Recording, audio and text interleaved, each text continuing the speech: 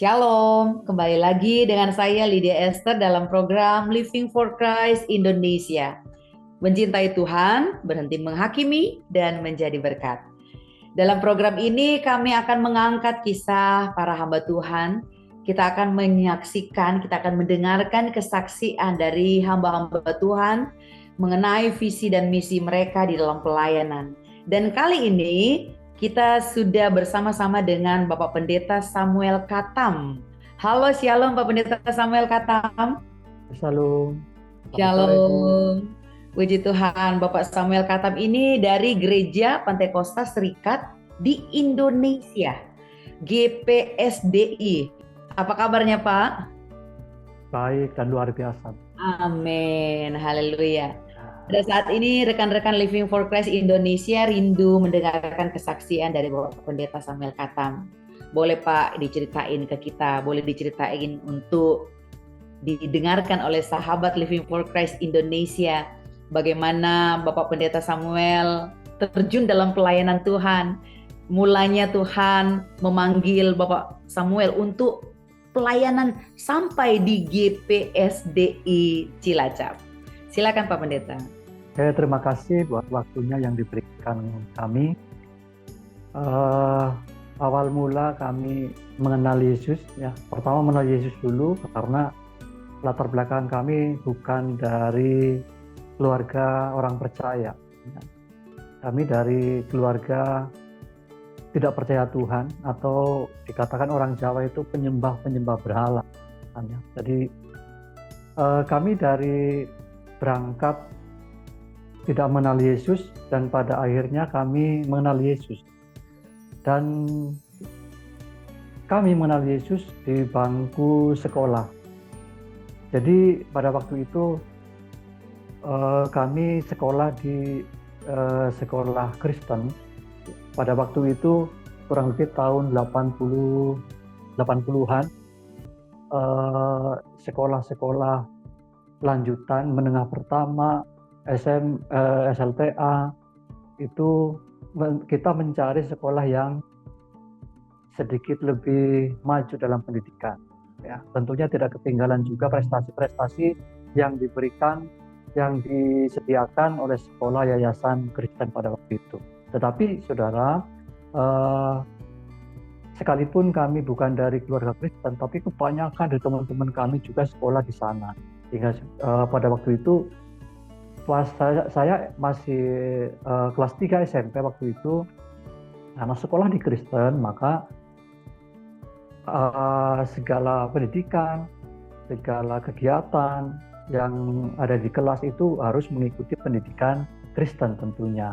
Dan pada waktu itu masuk kelas 3, ada ujian praktek agama yang diwajibkan untuk datang ke gereja untuk mendapatkan tanda tangan dari pendeta pada waktu itu. Dan praktek itu kami jalani dengan senang hati, dengan sukacita. Waktu itu ada teman dekat kami ya yang mengajak, gereja kami saja, ini lebih enak, lebih dekat seperti itu.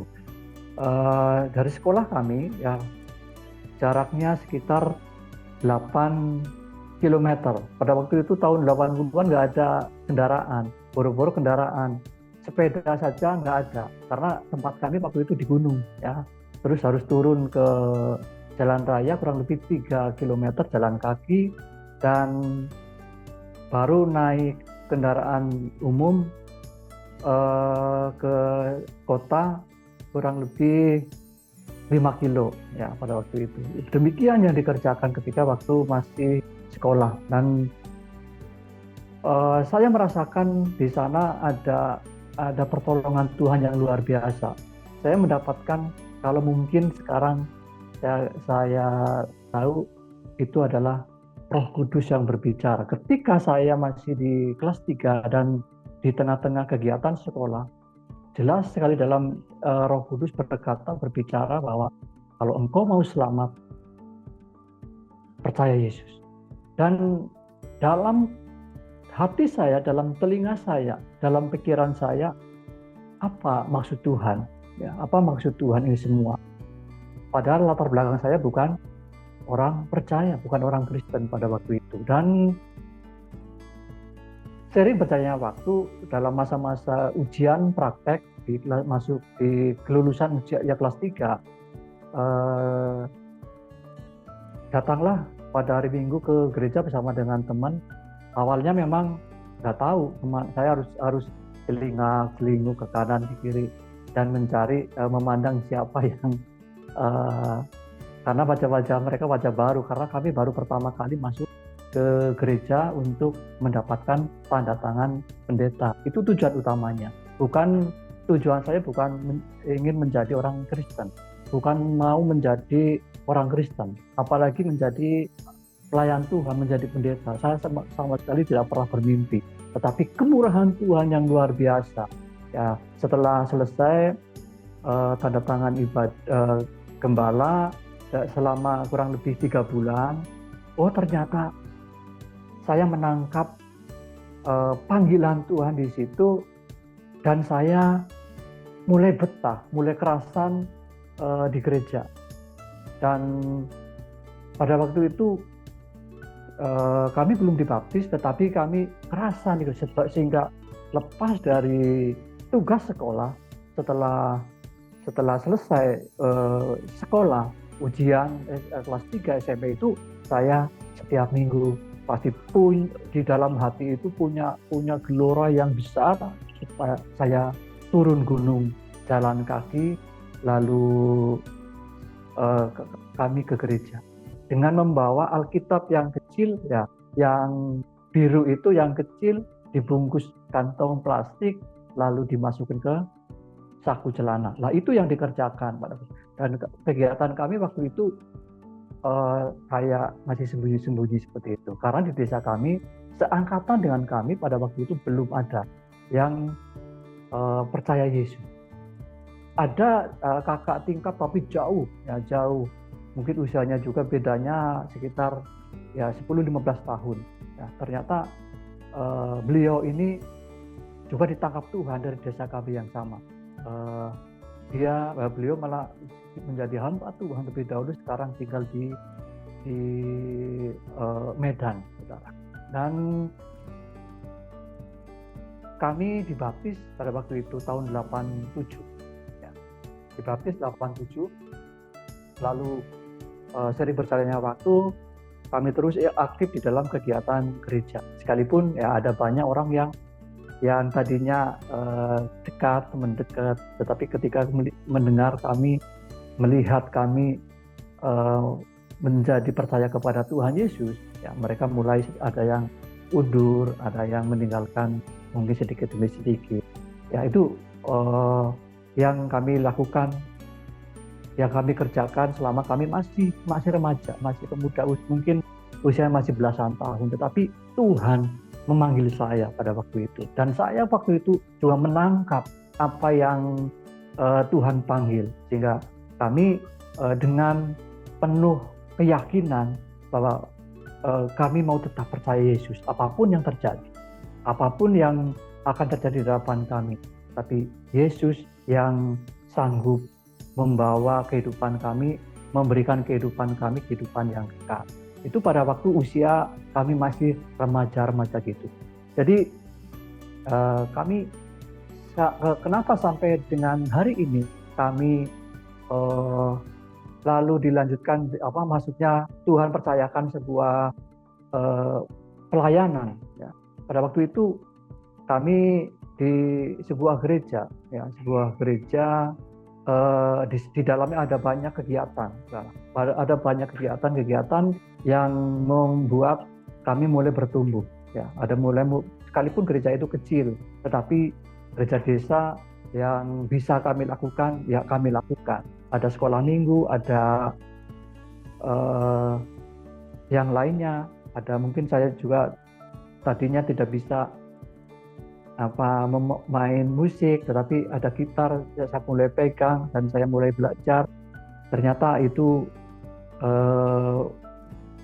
kami boleh bisa main gitar seadanya, ya.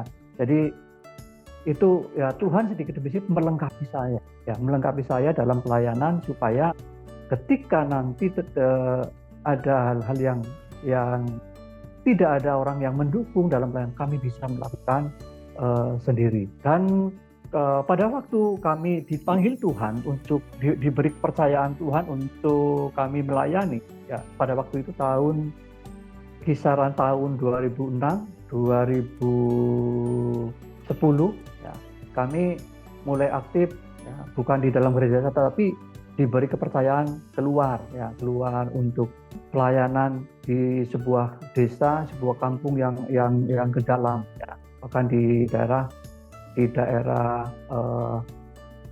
pesisir, tepatnya di Cilacap bagian selatan, udah hampir dekat dengan Nusa Kambangan dengan Jawa Barat, dari perbatasan itu.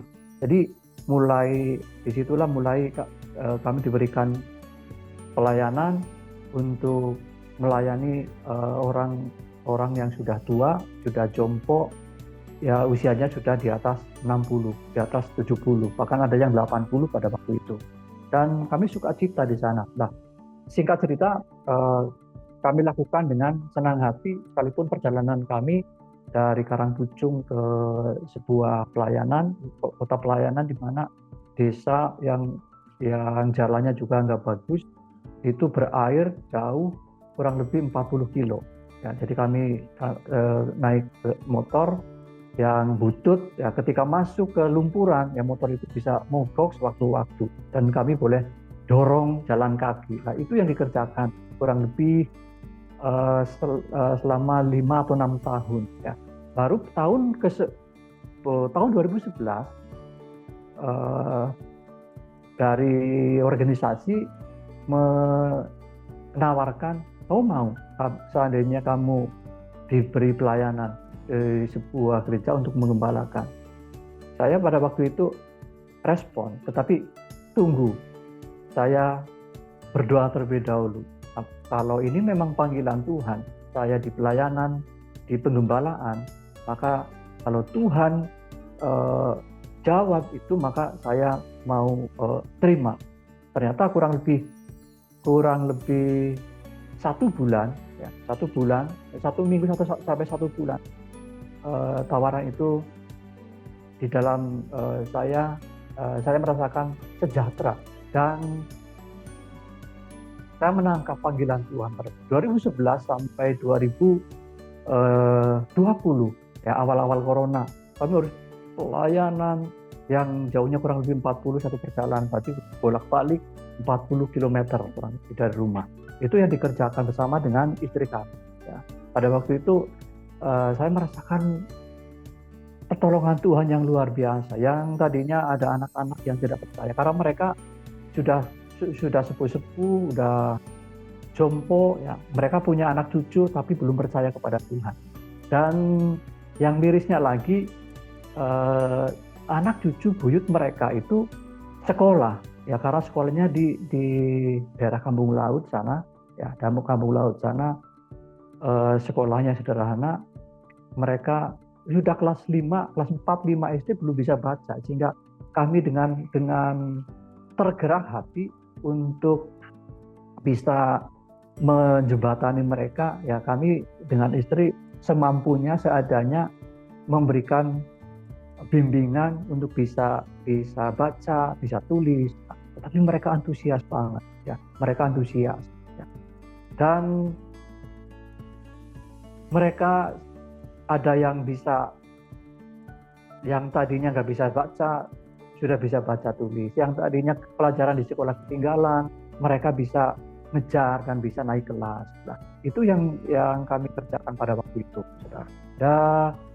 Namun ya kendala juga ada. Ya, kendala ada ketika kami ya merangkul mereka, tapi ada saja ya, yang namanya orang yang tidak suka ada. Ya, sehingga itu ada yang dari murid mereka sebenarnya diuntungkan karena nggak harus bayar, tapi anaknya bisa baca tulis. Nah, dari mereka ada yang tidak senang, akhirnya mereka sedikit satu persatu mulai ditarik, ya satu persatu oleh karena mereka jangan ini nanti dikristenkan. Jadi maksud saya tidak mengkristen, tetapi kami ingin ambil bagian ya di desa itu supaya gereja di sana itu berdampak bagi lingkungan, menjadi berkat. Itu yang menjadi kerinduan kami, sehingga dengan sukarela, dengan senang hati kami mau membimbing mereka. Ketika hari Minggu sebelum ibadah kami datang lebih awal ya, datang lebih awal supaya bisa mengajari mereka waktu mungkin 1,5 jam. Itu yang dikerjakan. Tetapi saya bersuka cita sekalipun tantangan ada, tetapi kami tetap semangat karena Allah, Tuhan Yesus berjanji akan menyertai sampai kepada akhir zaman. Itu yang membuat kami senang, sukacita di dalam melayani Tuhan. Sampai pada akhirnya, sampai dengan ya, hari ini 2011 sampai dengan 2024 ya, mungkin belum terlalu lama ya, tetapi kami merasakan sukacita yang luar biasa. Ada penyertaan Tuhan yang hebat di sana, sekalipun suka duka dalam pelayanan itu banyak sekali, tetapi itu tidak membuat kami undur dari pelayanan. Tetapi karena Tuhan yang menyertai, sehingga Tuhan memberikan kekuatan kepada kami, saya dan istri, untuk terus setia melayani Tuhan. Dan tahun 2000 awal corona, ya, karena corona pada waktu itu kita juga menjaga jarak dan menghargai apa yang aturan dari pemerintah. Kami juga tidak keluar masuk ke desa lain, sehingga pada waktu itu ya pelayanan mulai tidak setiap bulan, tidak setiap minggu, ya, tidak setiap hari, karena ada pembatasan pertemuan di lebih dari 3 orang, sehingga kami pun mulai mengatur waktu. Ya, singkat cerita, waktu itu kami mulai merintis di samping di tempat yang jauh, kami juga mulai merintis di sekitar, ya, di desa sendiri, di sekitar. Ya, kami mulai tahun 2015 mulai buka persekutuan. Ya, karena yang namanya perintisan, kami harus mulai mempersiapkan semuanya. Ya, perintisan awal hanya 1 jiwa, ya, 1 jiwa yang mau bersekutu bersama, makanya di rumah kami, di tempat kami di saat ini. Ya, sampai dengan 2015 sampai dengan hari ini, ya, ibadah di rumah sebagai rumah doa masih tetap jalan, dan puji Tuhan itu semua boleh berjalan sesuai dengan rencana Tuhan. Ya, satu demi satu ada jiwa yang datang percaya kepada Tuhan, terus dia mau bersekutu bersama, beribadah bersama, dibangun bersama di dalamnya, untuk kita menjadi kuat di dalam iman percaya kepada Tuhan Yesus. Yes, amin. Tuhan melengkapi dalam pelayanan Bapak Pendeta Samuel Katam dan kesaksian yang luar biasa ya, sampai pada saat ini Tuhan memelihara Bapak Pendeta Samuel. Apalagi kalau kita mendengarkan latar belakang dari Bapak Pendeta Samuel ya, Bapak Pendeta ini awalnya bukan dari kalangan orang percaya ya, tetapi katanya penyembah berhala. Intinya bahwa kita tahu bahwa ternyata Tuhan bisa pakai siapa saja, betul Bapak Pendeta ya? Ya, amin. Dari latar belakang penyembah berhala bisa mengenal Yesus, mulai dari sekolah, mengenal Yesus dari sekolah Kristen tahun 1980-an ya, menerima pendidikan Kristen, dan bisa merasakan pertolongan Tuhan. Luar biasa sekali kesaksian Bapak Pendeta katakan tadi bahwa Roh Kudus berbicara langsung pada saat itu, waktu masih muda, betul ya Pak? Betul. Kudus berbicara, kalau engkau mau selamat, percaya Yesus. Luar biasa. Amin. Itu yang berbicara. Dan pada saat itu Pak Pendeta bilang bahwa saya harus menangkap panggilan Tuhan. Itu poin pentingnya. Ketika kita mendengarkan panggilan Tuhan, Tuhan memanggil kita, kita harus menangkap panggilan itu, meresponi panggilan Tuhan. Betul ya Pak Pendeta ya? Ya, betul Bu. Betul. Iya. Ketika meresponi panggilan Tuhan, bahkan Pak Pendeta bilang menangkap panggilan Tuhan, maka Tuhan akan memperlengkapi dalam pelayanan. Dari tahun 2006 sampai 2010 ya, aktif melayani Tuhan, malah ke desa lain ya. 40 kilo, betul ya Pak? Tidak pendek ya, 40 kilo, selama 5 sampai 6 tahun, luar biasa sekali. Kendala pasti terjadi di dalam pelayanan Bapak Pendeta, nggak senang-senang saja. Pasti ada kendala yang dihadapi, masalah yang dihadapi, tetapi Tuhan tetap memberikan jalan keluar, luar biasa. Amin. Amin. Dari tahun 2011 sampai sekarang, Tuhan memakai Bapak Pendeta Samuel Katam ya, bisa mengembalakan jemaat yang ada di GPSDI Cilacap. Luar biasa. Bapak Pendeta Samuel, apa yang menjadi visi dan misi yang ada di hati Bapak saat ini? Menjangkau jiwa sebanyak-banyaknya dan menjadikan bangsa sebagai muridnya Tuhan Yesus. Itu yang menjadi visi dan misi kami. Menjangkau jiwa sebanyak-banyaknya dan menjadikan sebagai semua bangsa murid Tuhan Yesus Kristus. Amin. Amanat agung ya, Pak. Amin, amin, amin. Menjadikan semua bangsa murid, berarti menjangkau jiwa-jiwa. Luar biasa visi dan misinya. Dan pada saat ini Pak Pendeta Samuel, adakah kerinduan terbesar yang Tuhan taruh di hati Bapak Pendeta Samuel saat ini yang mungkin belum terpenuhi, atau kerinduan yang terbesar saat ini yang Tuhan taruh di hati Bapak? Ya, kerinduan kami, pelayanan kami, gereja kami menjadi berdampak bagi desa, bagi kota, bagi bangsa ini. Supaya melalui gereja, pelayanan yang Tuhan percayakan ini, mereka boleh diberkati oleh pelayanan gereja kami. Dan satu lagi kerinduan kami, ibadah kami masih di rumah sebagai rumah doa, dan kami merindukan rumah doa yang agak lebar dikit seperti itu, hingga itu bisa untuk kita bersama-sama berdoa di sana, memuliakan Tuhan, mengagungkan Tuhan ya.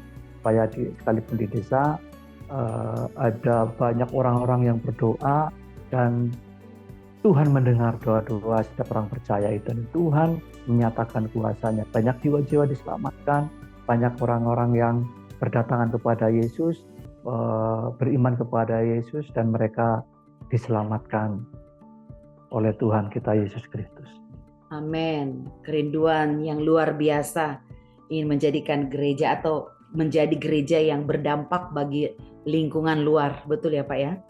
Betul. Yang hidupnya berbangsa dan negara, yang tentunya mempunyai dampak yang positif bagi masyarakat. Dan kerinduannya pada saat ini adalah ingin pada saat ini sedang beribadahnya di rumah ibadah ya Pak ya, di rumah doa ya? Ya, di rumah doa, masih di rumah tinggal, di rumah doa. Ingin supaya bisa melebarkan atau memperbesar kapasitas ruangan, begitu Pak Pendeta Samuel? Ya, betul Bu. Amin. Kita percaya bahwa tidak ada perkara yang mustahil di hadapan Tuhan Pak Pendeta, karena kita Amin. Bahwa apa yang tidak pernah dilihat oleh mata, yang tidak pernah didengar oleh telinga, bahkan yang tidak pernah timbul dari hati manusia, tetapi itulah yang disediakan Tuhan bagi orang yang mengasihi Tuhan. Kami percaya bahwa Tuhan akan memberkati pelayanan Bapak Pendeta Samuel Katam, dan jemaat semakin diperluas, semakin mengalami terobosan, semakin mengalami pertumbuhan iman, dan kita sama-sama berdoa Pak Pendeta. Puji nama Tuhan. Terima kasih Bapak Pendeta Samuel Katam.